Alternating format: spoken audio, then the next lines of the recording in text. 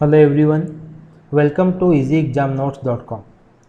The question here is the following table has two attributes A and C. A and C is given here, where A is the primary key and C is the foreign key. ये point note करने वाला है कि A primary key है और C जो है वो फॉरेन की है. ओके, सो A को मैं अंडरलाइन कर देता हूँ, C को भी अंडरलाइन कर देता हूँ. और साथ ही हमें क्या दिया गया है, C इज़ द फॉरेन की रेफरेंसिंग A, मीन्स C जो है वो A को रेफरेंस कर रही है. और साथ में यहाँ पर दिया गया है the set of all tuples that must be additionally deleted to preserve referential integrity. One more point यहाँ पे नोट करने वाला है, referential integrity when the tuple 2 4 is deleted. देखिए सिंपल सा तरीका है. मान लीजिए कि हमारे पास में दो टेबल है, एक टेबल है ए नाम का, अनदर टेबल है बी नाम का. ओके, अगर इस टेबल के अंदर कोई प्राइमरी की हमारे पास में है एक्स और इस टेबल के अंदर कोई फॉरेन की हमारे पास में है वाई. अब अगर मान लीजिए कि इन दोनों टेबल्स के बीच में अगर रिलेशन है, इसका मीनिंग ये है अगर मैं ए नाम के टेबल से किसी रो को डिलीट करता हूँ तो उसका इफेक्ट बी नाम के टेबल पे भी पड़ेगा. अगर मैं ए नाम के टेबल से अनदर रो को डिलीट करता हूँ उसका इफेक्ट बी नाम के टेबल पे भी पड़ेगा. इसी चीज़ को कहा जाता है रेफरेंशियल इंटीग्रिटी. जब एक टपल को, एक रो को डिलीट करने पे दूसरे टेबल पे उसका इफेक्ट गिरे.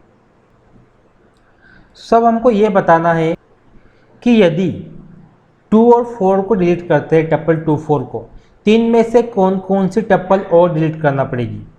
कि option A B C D में से एक हमारा आंसर है.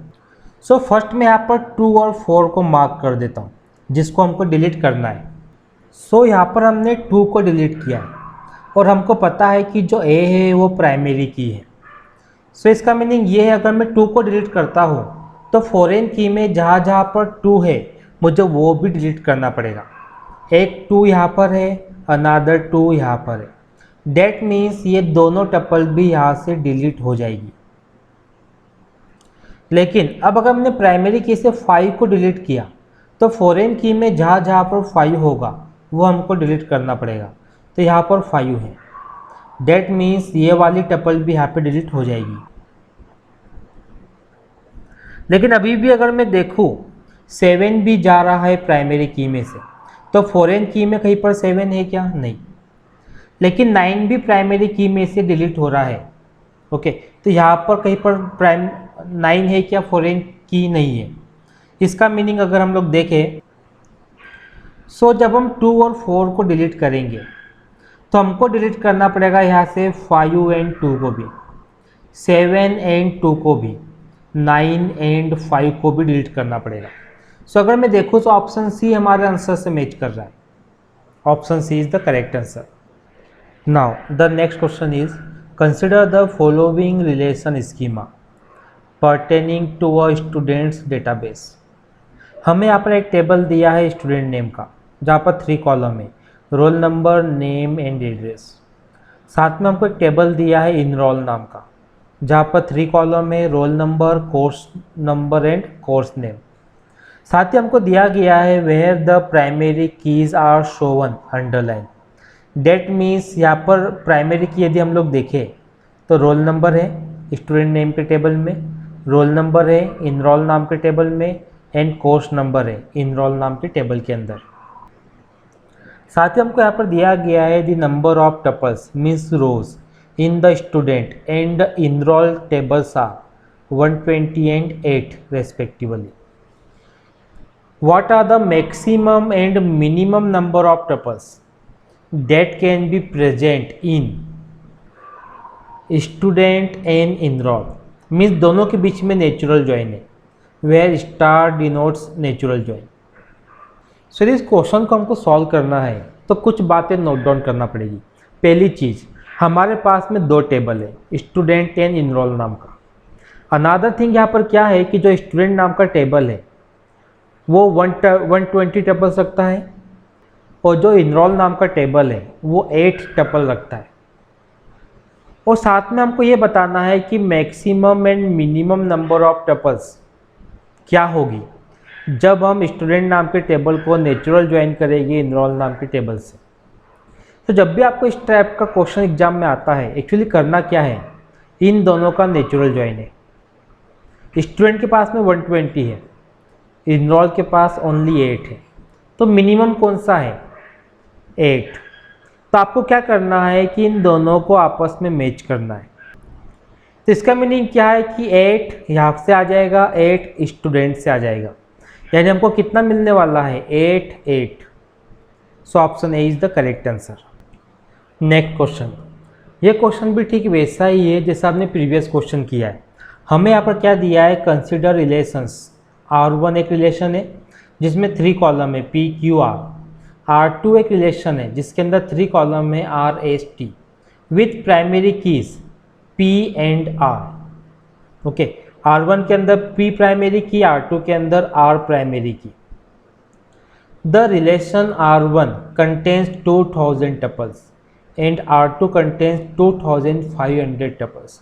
The maximum size of the join R1 natural join R2, R1 and R2 is।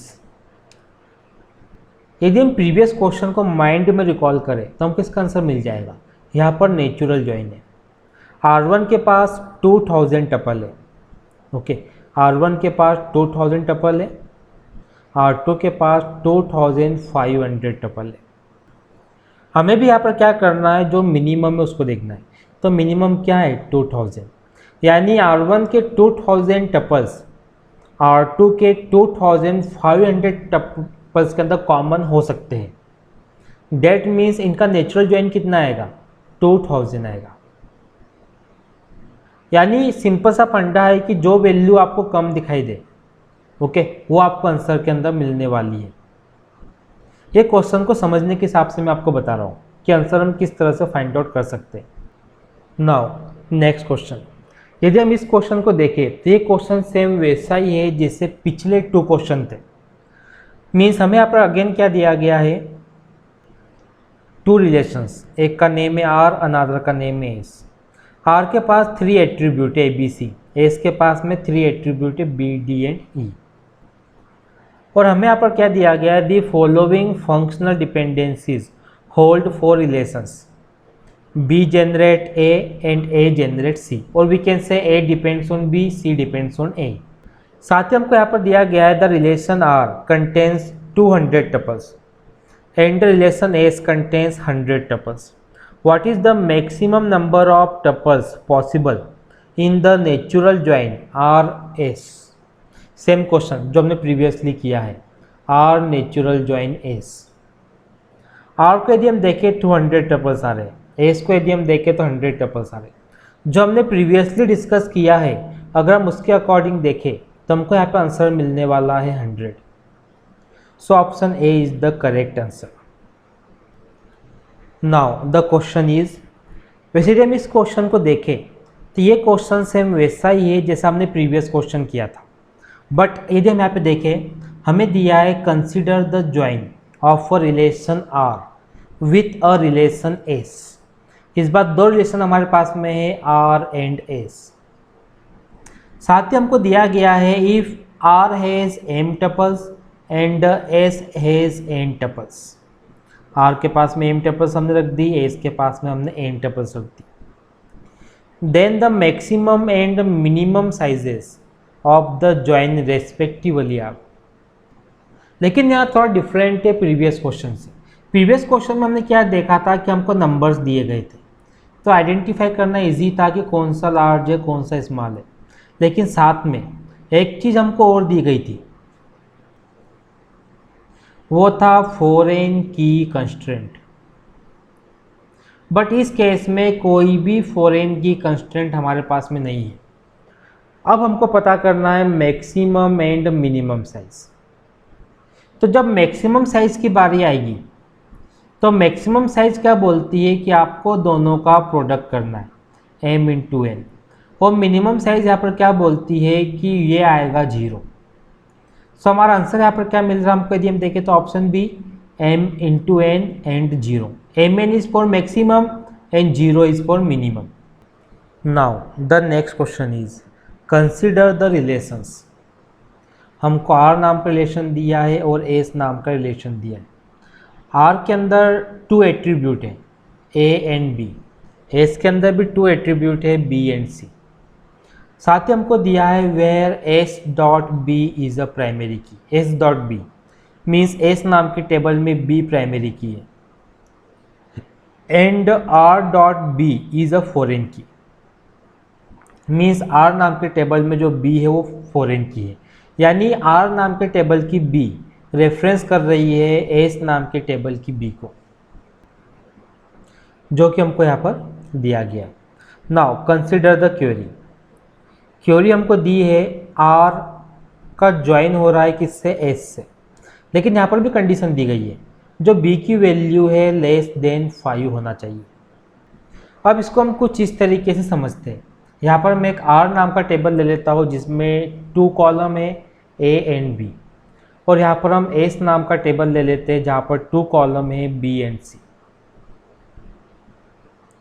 A के अंदर हमने ले लिया A1, A2, A3, A4 and A5।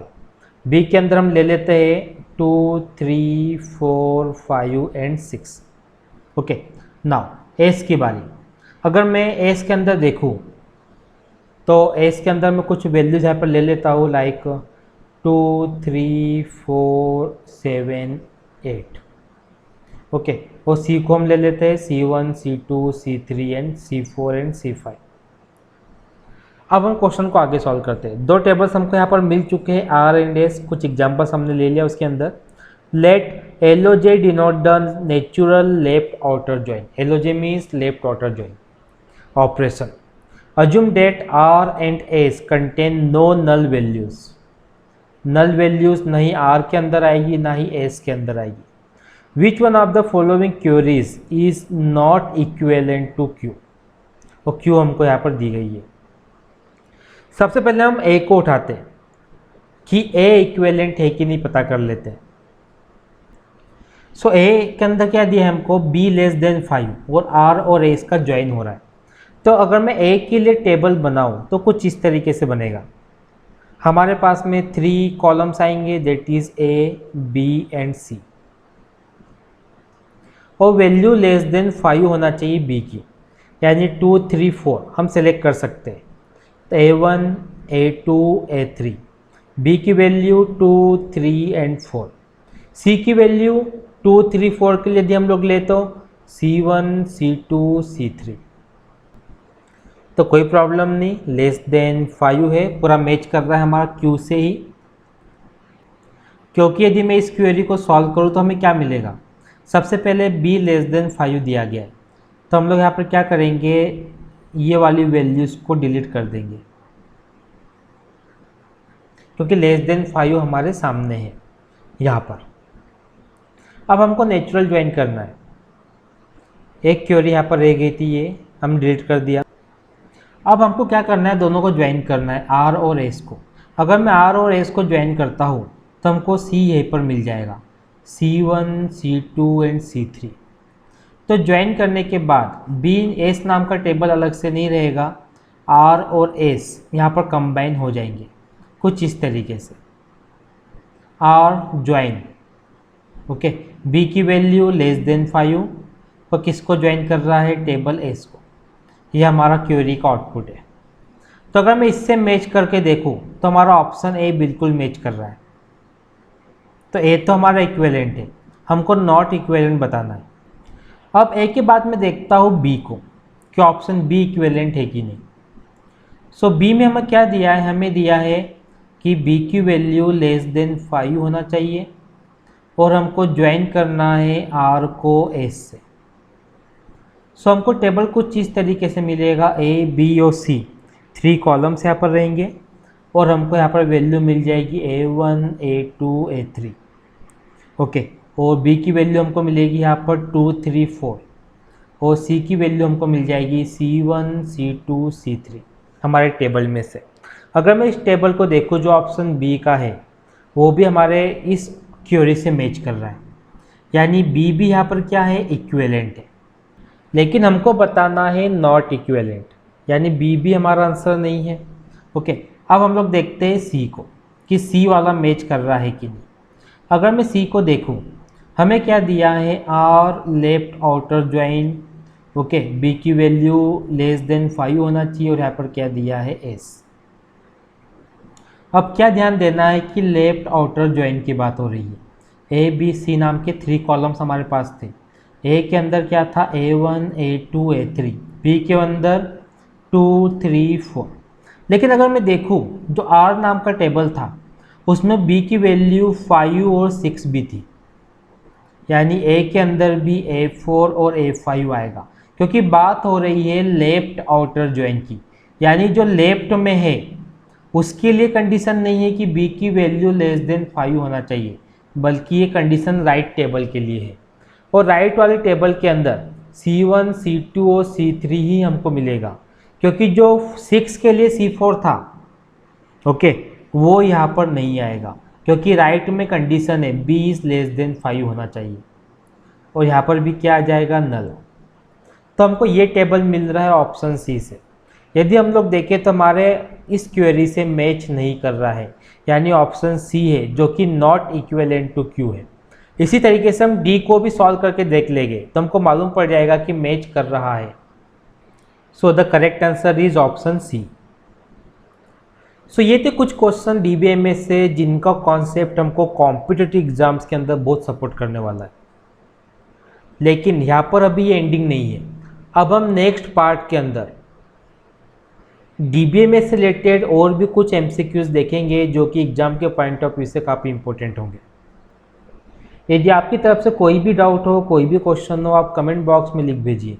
Next episode में आपके डाउट को, क्वेश्चन को सॉल्व करने की पूरी कोशिश करेंगे। Thank you for watching.